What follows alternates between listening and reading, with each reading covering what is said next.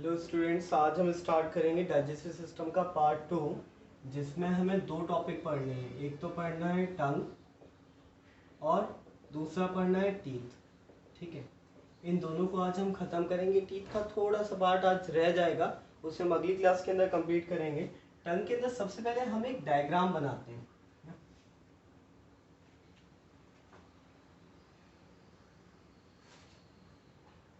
ठीक,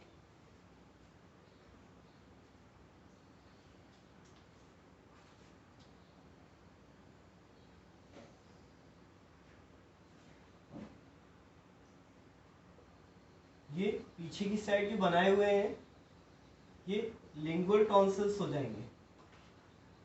हमारे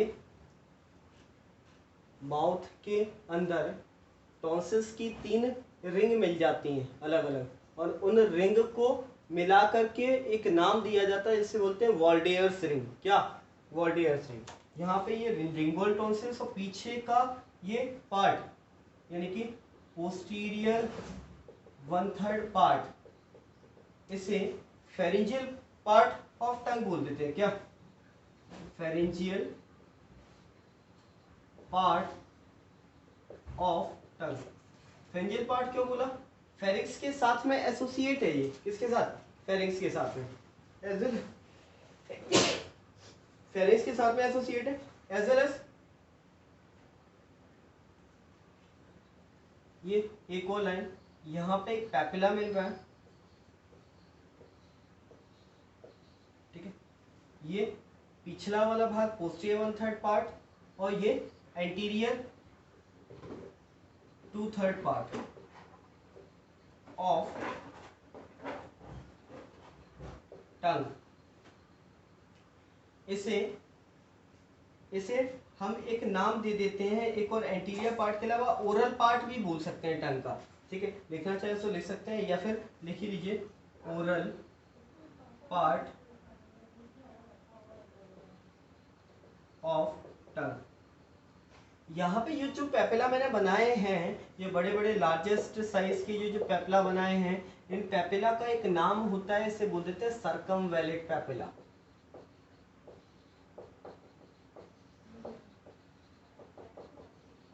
4 टाइप के पेपिला मिलते हैं टंग पे। सर्कमवैलेट पेपिला, ठीक है। इसके बाद में मिल जाएंगे अपने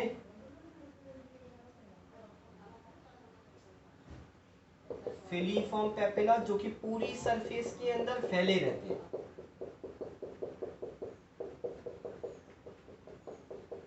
कौन से पेपिला? Filiform papilla.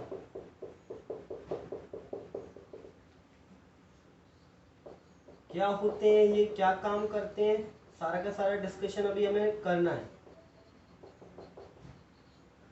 फिर इसके अलावा छोटे और सारी टंग में फैले हुए, छोटे एवं सारी टंग में फैले हुए कुछ और पेपिला भी मिलते हैं, लेकिन फिलीफॉर्म से कम है। इन पेपिला को बोल देते हैं क्या? Fungiform papilla.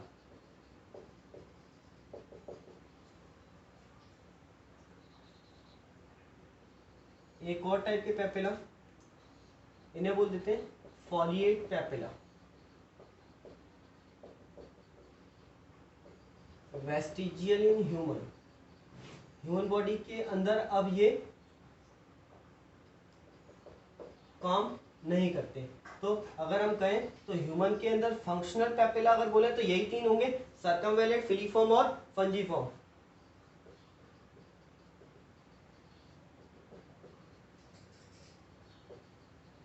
ह्यूमन के अंदर यही फंक्शन होंगे। ये पूरा डायग्राम हो गया इसका। ऊपर की साइड ये, इसे लिख सकते हैं हम क्या? Lingual tonsil. एक और चीज, ये पीछे वाला भाग जो टंग का है ना, ये वाला पार्ट जो टंग का है, ये इमूवेबल है। कैसा? इमूवेबल, ये मूव नहीं करता। और ये जो ओरल पार्ट है, एंटीरियर 2/3 पार्ट है, ये मूव करता है, ये मूव करता है। तो पोस्टीरियर पार्ट मूव नहीं करता है क्योंकि ये पीछे जुड़ा रहता है एक बोन से जिसका नाम है हायोइड बोन। क्या? किसके साथ जुड़ा होता है पोस्टीरियर पार्ट? हायोइड बोन के साथ में। और एंटीरियर पार्ट फ्रीली मूवेबल होता है, ये इजीली मूव कर सकता है, ठीक है। और बीच में ये जो दिया हुआ है इसको बोलते हैं फोरामेन सीकम, ठीक है। यहां तक कंप्लीट होने के बाद में अब हम आगे बढ़ते हैं इसके अंदर, तो इसे मिटा देते हैं।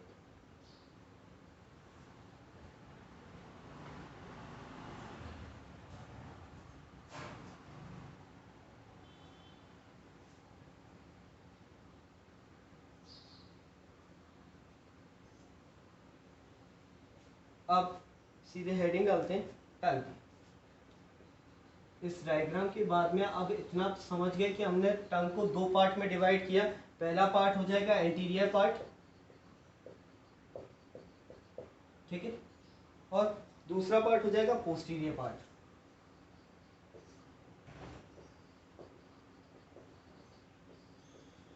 अगर एंटीरियर पार्ट लेके चलें तो ये फ्रीली मूवेबल है, कैसा? Freely movable.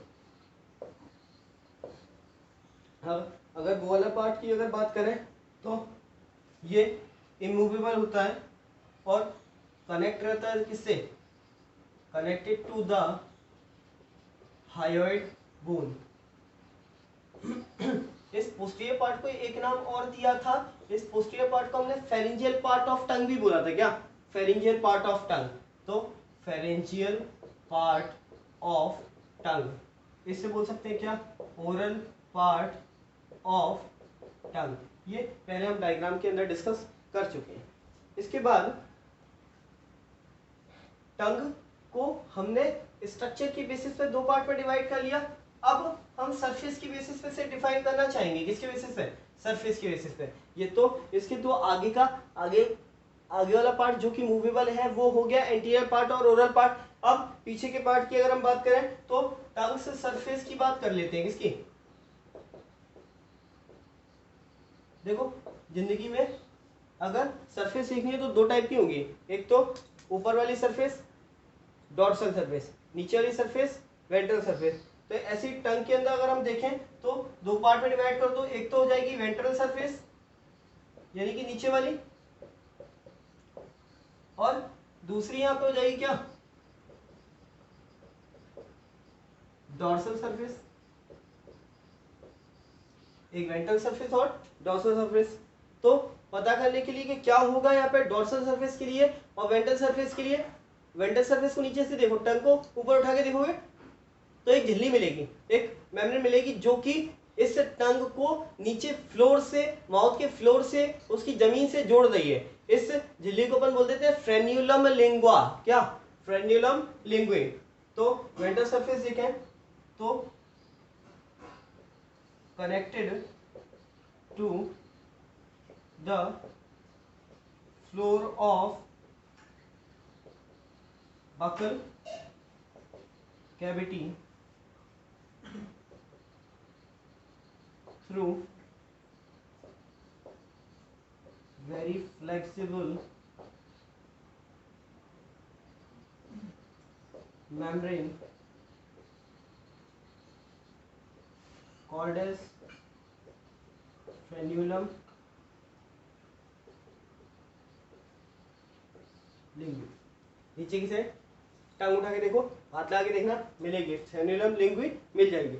अगर हम डॉर्सल सरफेस की बात करें तो डॉर्सल सरफेस को अब हम डिवाइड कर सकते हैं, जो कि हमने बोला था ऊपर से देखा था, इससे पहले एंटीरियर पार्ट हमने जो देखा था उसी के अंदर अगर ऊपर से देखेंगे तो आगे वाला पार्ट जो है वो ओरल पार्ट है। कौन सा? Oral part. आगे वाला पार्ट कौन सा है? ओरल पार्ट, ठीक है। आगे वाला डॉर्सल सरफेस का ऊपर का पार्ट कौन सा? Oral part. और ओरल पार्ट पे ही मिल जाते हैं क्या? पेपिला। तो इससे हम बोल सकते हैं क्या? Papillary part. Papillary part. दूसरा पार्ट अगर हम देखें यहां से तो वो पीछे की साइड वाला हो जाएगा, पीछे की साइड वाला यानी कि फेरिंग से मिलने वाला। तो इसको हम एक तरीके से बोल सकते हैं क्या? Pharyngeal part.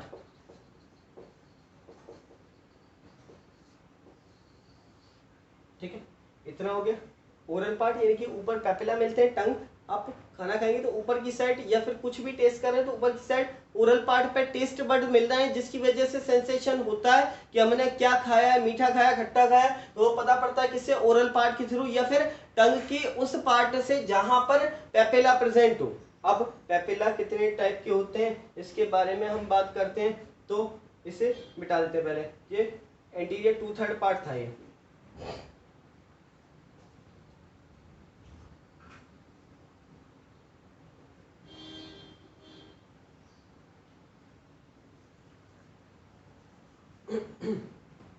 अब नेक्स्ट हेडिंग पेपिला। पेपिला मैंने आप लोगों को बताई थी। एक सबसे पहले अगर पेपिला देखें तो सबसे पहले पेपिला अपन लिख सकते हैं यहाँ पे क्या, फंजीफॉर्म पेपिला।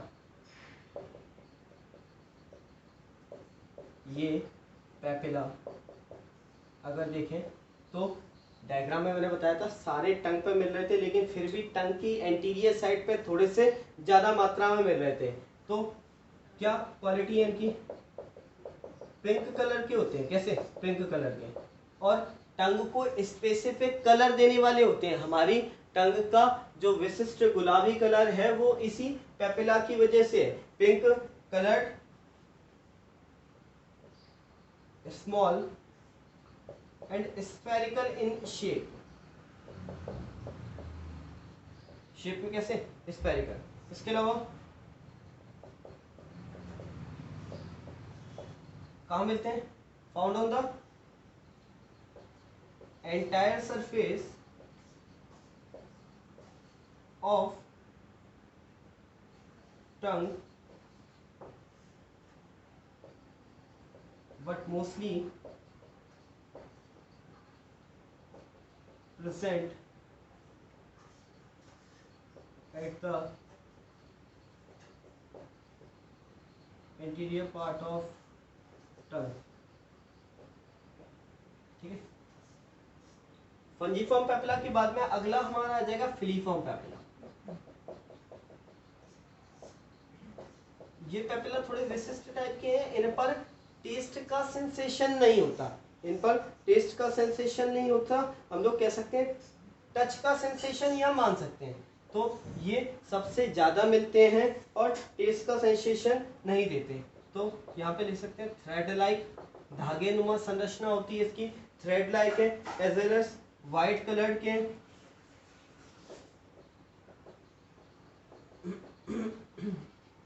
White colour. ठीक है। सबसे ज्यादा most numerous but devoid of taste bud. मैंने कहा था सबसे ज्यादा होंगे, लेकिन यहाँ पर टेस्ट बड नहीं मिलेंगे, यानी कि टेस्ट का सेंसेशन फिलीफॉर्म पेपिला की वजह से नहीं होता। अगला इसके बाद अगर देखें तो हो जाता है अपना सर्कमवैलेंट। जो डायग्राम अगर ध्यान से देखोगे तो डायग्राम में आपको सबसे ज्यादा और सबसे बड़े जो मिल रहे हैं 8 से 12 तक होते हैं। इनकी संख्या कितनी, 8 से 12 तक, वो सर्कमवैलिटी है, बिल्कुल एंड पार्ट में मिलते हैं ये। तो लिख सकते हैं largest but least in number, largest but least in number 8 to 12। ठीक है, लार्जेस्ट है बट लीस्ट इन नंबर यहाँ पे बोल सकते हैं। इसके अलावा लास्ट,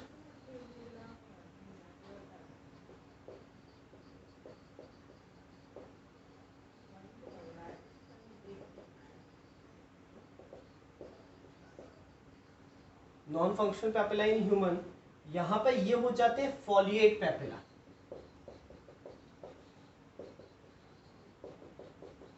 डायग्राम में सबसे साइड में बनाए गए थे, ऐसे वाले स्ट्रक्चर के थे ना, ऐसे वाले स्ट्रक्चर के, ये साइड में वाले, ये वाले पेपिला, ये फॉलिएट थे। ये मनुष्य में अवशेषी हैं, यानी कि नॉन फंक्शनल है। तो इसे यहाँ पे लिख सकते हैं क्या, वेस्टिजियल इन ह्यूमन। ओके, ये पेपिला का भी काम खत्म यहाँ से हो गया। तो एक और चीज यहाँ से हम जान सकते हैं, वो चीज अपनी हो जाएगी क्या, फंक्शन काय का, फंक्शन ऑफ टंग। टंग का फंक्शन, जीभ का काम क्या है जिंदगी में, जीभ का काम अलग अलग दे सकते हैं अलग अलग ऑर्गेनिज्म के अंदर, लेकिन हम ह्यूमन के अंदर देखें तो टेस्ट का रिसेप्शन करना है, क्या, रिसेप्शन ऑफ टेस्ट। तो यहां से आप कॉपी की छत पे लिख लीजिएगा, रिसेप्शन ऑफ टेस्ट, टेस्ट का रिसेप्शन करना, ये फंक्शन हो गया किसका, टंग का। आइए हम इसके बाद में, ये हमारा टंग वाला पार्ट पूरी तरह से खत्म हो गया बच्चों। यहाँ पे फंजीफॉर्म और सर्कमवेलेंट टेस्ट के बारे में बताते हैं टंग पे, और फिलीफॉर्म जो होता है केवल टच सेंसेशन देता है, इसके अलावा फॉलिएट पेपिला लिया। एक और इंटरेस्टिंग सी बात हम आपको बताना चाहेंगे टंग के बारे में।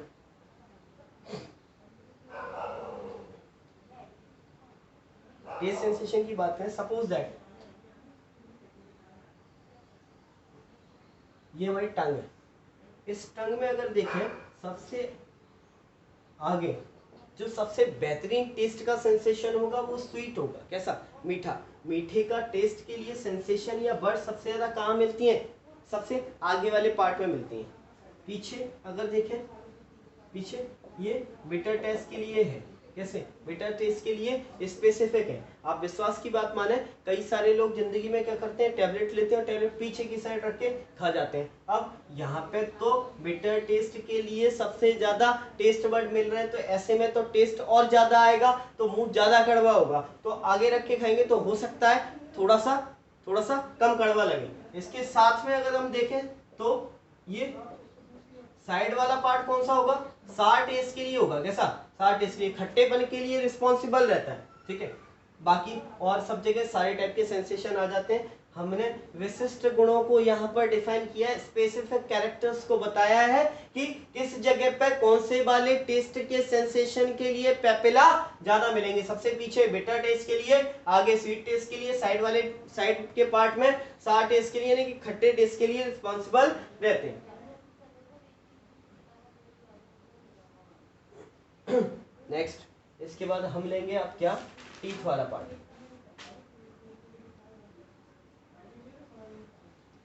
Teeth,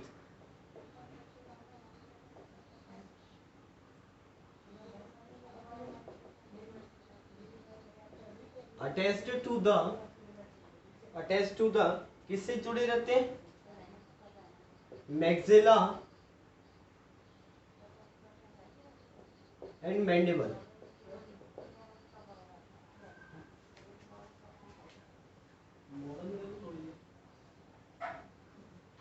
attached to the maxilla and mandible. यहां से देखें टीथ के पोर्शन को दो पार्टों में डिवाइड किया जा सकता है। एक तो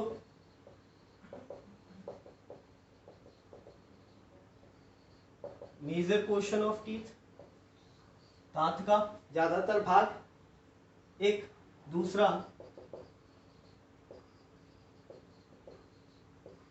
माइनर पोर्शन ऑफ टीथ, कम भाग। यहां से अगर देखें तो ज्यादातर भाग जो दांत का है, एक्चुअली टीथ की अगर जो ओरिजिन बताई गई है वो एक्टोमीसोडर्मल होती है बच्चों, कैसी, एक्टोमीसोडर्मल। टीथ की ओरिजिन कैसी, एक्टोमीसोडर्मल। तो मेजर पोर्शन ऑफ टीथ जो है वो अराइजेज फ्रॉम डर्मिस, किससे बना होता है, डर्मिस से बना है। और डर्मिस आप लोग जानते हैं कि डर्मिस वाला भाग जो है वो मीजोडर्म से बना होता है, किससे, मीजोडर्म से। और ये भाग इनसाइड द गम्स, मसूड़ों के अंदर दबा रहेगा, कहां पे, मसूड़ों के अंदर। और माइनर पोर्शन ऑफ टंग जो है ये arises from ectoderm, arises from ectoderm, ये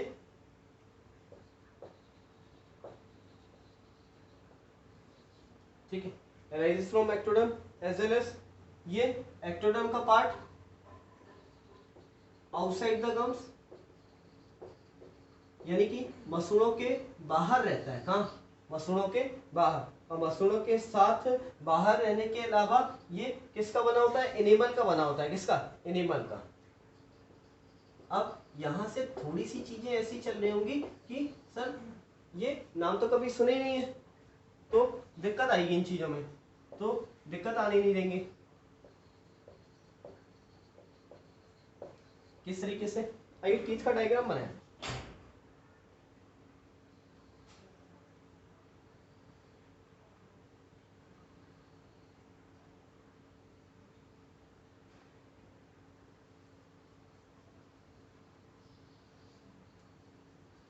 टीथ का डायग्राम बनाने आसान सा, सिंपल सा, आप लोग आसानी से बना सकते हैं।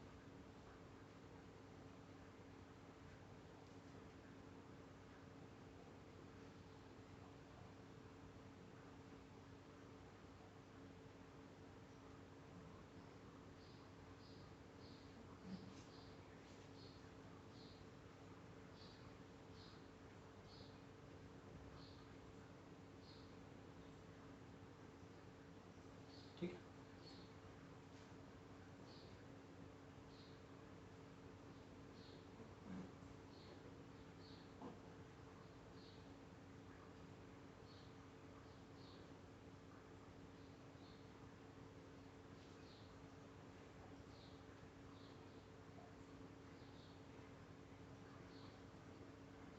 ये पार्ट यहाँ तक हो गया।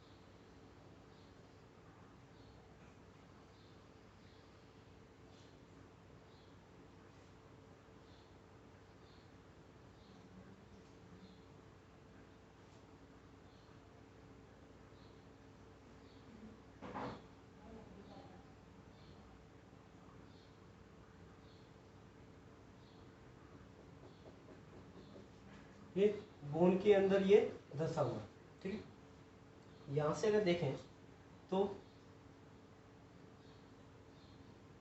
ये टीथ का ये वाला जो पार्ट है इसको क्राउन बोल देते हैं। क्या? क्राउन। ये छोटा सा पार्ट, ये छोटा सा पार्ट इसको बोल देते हैं नेक। और ये सबसे लास्ट वाला पार्ट इसको बोल देते हैं रूट। क्या? रूट। ऊपर ये जो काला काला सा मैंने कर दिया है, ये hardest part of animal kingdom है। दांत का ऊपर का भाग, सबसे मजबूत भाग एनिमल किंगडम का एनिमल। 96% इनऑर्गेनिक सॉल्ट्स मिलते हैं इसके अंदर। इनऑर्गेनिक सॉल्ट्स बोले तो ऐसे पदार्थ जो कि किसी भी चीज की कठोरता के लिए जिम्मेदार होते हैं, यानी कि स्ट्रॉन्ग बनाएंगे दांतों को। कौन? एनिमल। इसके अलावा ये डेंटाइन, ये भी काफी हार्ड होता है। और ये cement. Percentage wise inorganic salts अगर देखी जाए, अकार्बनिक लवण, फॉस्फेट और कार्बोनेट के बने हुए, कैल्शियम फॉस्फेट और कैल्शियम कार्बोनेट के बने, इसके अंदर 96% मिलते हैं। ठीक है, इनऑर्गेनिक सॉल्ट्स। डेंटिन के अंदर 69% मिलते हैं इनऑर्गेनिक सॉल्ट्स। ठीक है, और सीमेंट के अंदर 65% मिलते हैं। क्या? Inorganic salts. समझिए। अब यहां से अगर देखें, ये सीमेंट वाला पार्ट, ये जो कैविटी है, ये जो कैविटी है, इस कैविटी को बोल देते हैं क्या? Pulp cavity. और यहाँ पे एक मेम्ब्रेन मिलती है जो कि इस सॉकेट को इस दांत के साथ जुड़े हुए हैं। इसको बोल देते हैं अपन, एक नाम देते हैं बड़ा प्यारा सा, पेरियोडोंटल मेम्ब्रेन। और ये पूरा पूरा हड्डी का सॉकेट, इस हड्डी के सॉकेट को एक बड़ा बेहतरीन सा नाम दिया जाता है एल्वियोलाई। क्या? एल्वियोलाई। या फिर इसको एल्वियोलर बोन भी बोल देते हैं। क्या?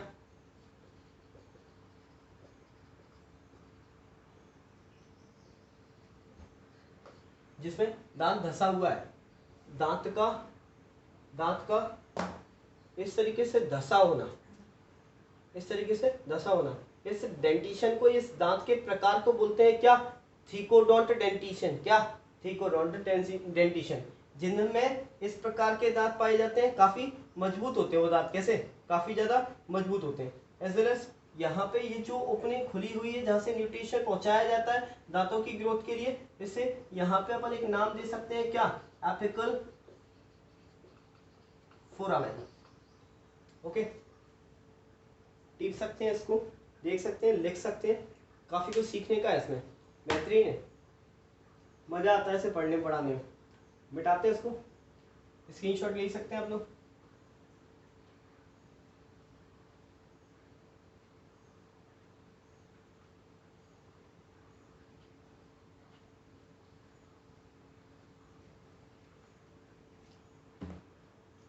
टीथ के अंदर अब ले सकते हैं next part, structure of teeth. पूरा लेक्चर अगर लोगे तो पूरा देखोगे, पूरा समझ में आ जाएगा, क्योंकि अभी डायग्राम में जो जो बताया था अब उसकी डिटेल में जा रहे हैं। क्योंकि टीथ के स्ट्रक्चर में अगर हम देखें तो हमने एक तो पहले ही पार्ट देखा था, कौन सा?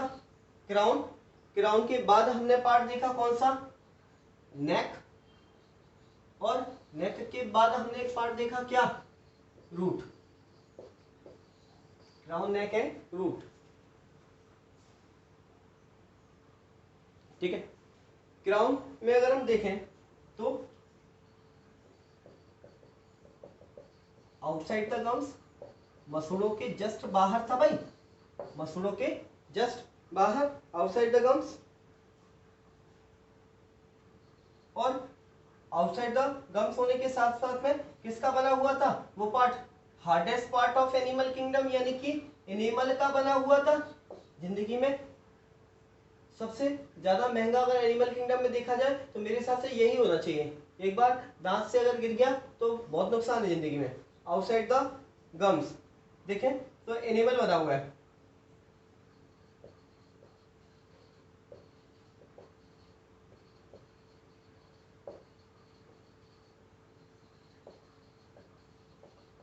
किससे घिरा हुआ? Covered with the very hard substance, जिसे हम क्या बोल देंगे?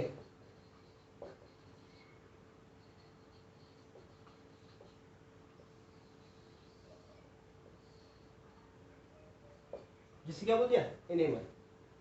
ठीक है। इससे सीक्रेट करने वाला एक सेल होती है, सीक्रेटेड बाय एमिलोब्लास्ट सेल। कौन सी सेल?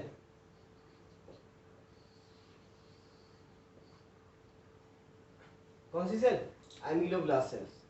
इसके अलावा अब नेक अगर देखें तो, नेक अगर देखें तो ये इनसाइड द गम है, इनसाइड द गम्स।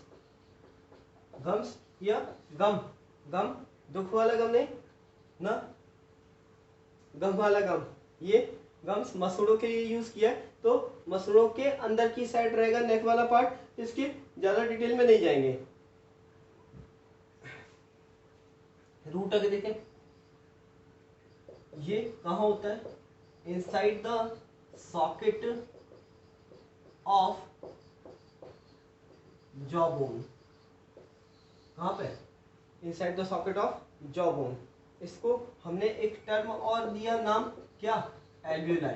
तो ये रूट वाला पार्ट जो है वो हड्डी के अंदर धसा हुआ है, हड्डी का बना हुआ सॉकेट है जॉ बोन का, जिसको बोल दिया एल्वियोलाई। उसके अंदर रूट वाला पार्ट धसा हुआ है। थोड़ा सा बीच में जो हड्डी में नहीं धसा हुआ वो पार्ट एम्बेडेड नहीं है, जो बोन के अंदर जो पार्ट एम्बेडेड नहीं है, लेकिन गम्स के अंदर एम्बेडेड है।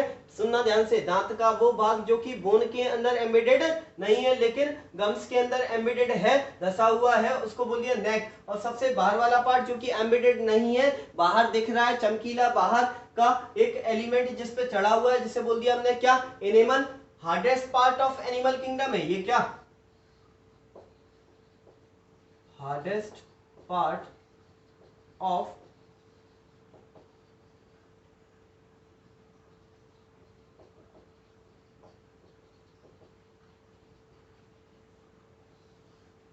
Hardest part of animal kingdom. Okay, चल मिटाते हैं इसको।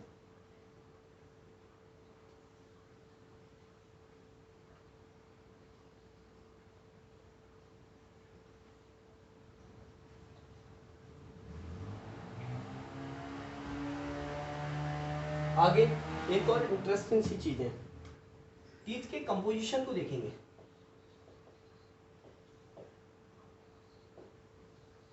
टीथ के कंपोजिशन को, टीथ का अगर देखें तो टीथ को मेनली हमने जो फॉर्म करवाया हुआ है, या टीथ जो मेनली फॉर्म हुआ है, वो 3 एलिमेंट यहाँ पे हमें लेके चलने पड़ेंगे। एक तो एनिमल जो कि क्राउन पार्ट का फॉर्मेशन कर रहा था, इसके बाद में नेक वाले पार्ट में और रूट वाले पार्ट में ज्यादातर मात्रा में मिलने वाला डेंटाइन, और नीचे रूट वाले पार्ट को जोड़ के रखने वाला कौन, सीमेंट। अंबुजा सीमेंट नहीं है, ये दांतों का सीमेंट है, cement, enamel, dentin and cement.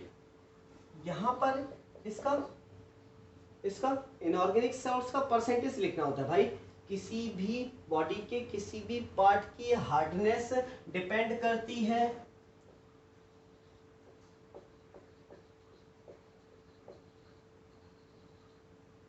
किस पे, प्रेजेंस ऑफ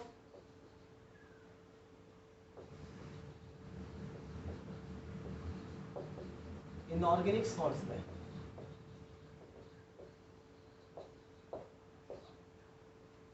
तो अगर हड्डियां मजबूत होती हैं, हड्डियां बिल्कुल मजबूत होती हैं, तो बोन्स के अंदर, बोन्स में इनऑर्गेनिक सॉल्ट्स जो होते हैं वो 62% होते हैं। कितना, 62%। जब बोन्स में इनऑर्गेनिक सॉल्ट 62% होते हैं, तब वो इतनी हार्ड और स्ट्रांग रहती है। एनिमल के अंदर इसी इनऑर्गेनिक सॉल्ट्स का परसेंटेज होता है कितना,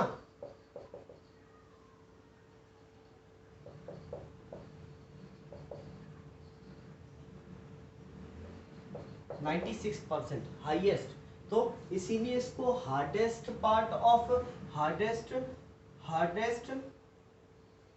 कंपाउंड कहेंगे ऑफ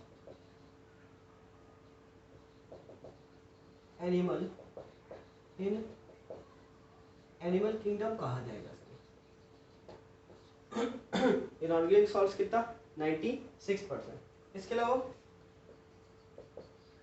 अब अगर देखें इन इनऑर्गेनिक सॉल्ट्स में आखिर होता क्या है, तो इन इनऑर्गेनिक सॉल्ट्स में फॉस्फेट एंड कार्बोनेट्स होते हैं। वो भी किसके, कैल्शियम के।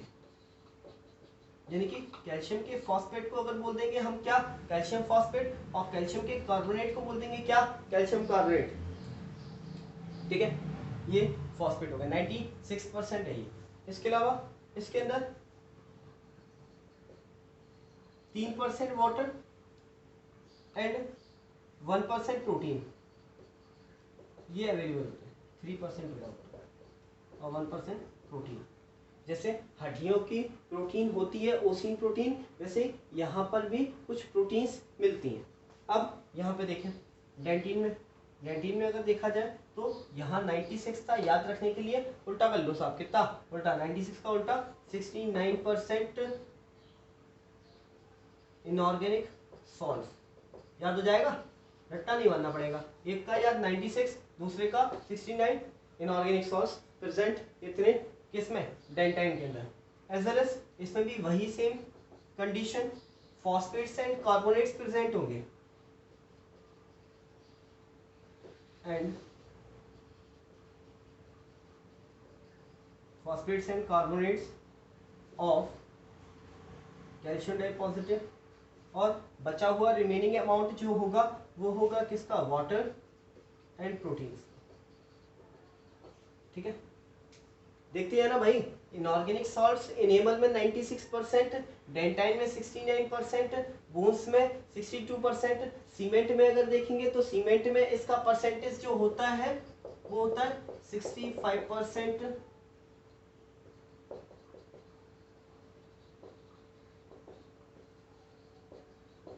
65% inorganic salts. As well as बाकी की दोनों चीजें सेम लिख देंगे आप यहाँ पे, phosphates and carbonates of calcium deposited, साथ में वही पहले की तरह वाटर एंड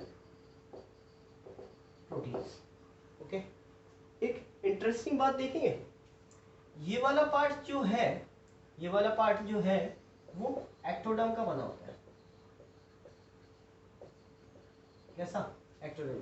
जबकि डेंटिन और सीमेंट वाला पार्ट अगर देखें तो ये होता है कैसा? मीसोडर्म। कैसा? मीसोडर्म। अगर एक और चीज देखी जाए कि डेंटिन इनेमल का फॉर्मेशन जो होता है एक विशिष्ट प्रकार की कोशिकाओं या स्पेसिफिक सेल्स के द्वारा होता है, यहाँ पे लिख सकते हैं फॉर्म्ड बाय एमिलोब्लास्ट सेल। कईयों बार नीट के अंदर ये क्वेश्चन आ चुका है, ठीक है।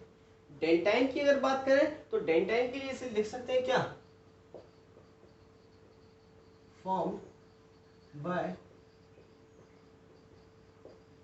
ओडोंटोब्लास्ट सेल्स, ठीक है। अब इसके अलावा अब देखते हैं किसके बारे में? सीमेंट के बारे में। सीमेंट अगर देखें तो फॉर्म्ड बाय सीमेंटोसाइट सेल्स, इसके थ्रू फॉर्मेशन होता है सीमेंटोसाइट सेल्स के थ्रू, ये इनका फॉर्मेशन हो गया। बच्चों, टीथ का बाकी का पार्ट कि बचपन में जब टीथ होते हैं और फिर वो गिर जाते हैं, फिर वो नए आते हैं, तो कौन से वाले टीथ होते हैं जो गिर जाते हैं फिर दोबारा आते हैं, यानी कि जीवन में 2 बार आते हैं, और कौन से वाले टीथ ऐसे होते हैं कि गिरते नहीं है, सिर्फ एक ही बार आएंगे जीवन में। तो कौन से ऐसे दांत होते हैं जो लाइफ में केवल एक ही बार आते हैं। तो ह्यूमन के अंदर ये वाली प्रोसेस मिलती है, इसे अगली क्लास में हम स्टडी करेंगे इस प्रोसेस को। As well as dental formula देखा जाएगा। बचपन में जब हम थे तो हमारे पास सिर्फ 20 दांत मिलते हैं, 20 दांत, जो कि एक बार गिर जाते हैं, मिल्क सेट बोलते हैं उसको, मिल्क सेट। एक बार गिर जाते हैं, फिर हम जैसे जैसे बड़े होते जाते हैं वो गिरते जाते हैं और नए आते जाते हैं, लेकिन इस बार अगर टूट गए तो फिर दोबारा नहीं आ पाएंगे। परमानेंट सेट बोल देंगे उसको, क्या? Permanent set. तो इसके बारे में कौन से दांत होते हैं जो जीवन में एक बार आएंगे, कौन से दांत होते हैं जो जीवन में 2 बार आएंगे, इसके बारे में डीप डिस्कशन हम करेंगे अगली क्लास में। तब तक good luck, God bless you, घर रहें, स्वस्थ रहें और मस्ती से पढ़ते रहें, ठीक है। Good luck.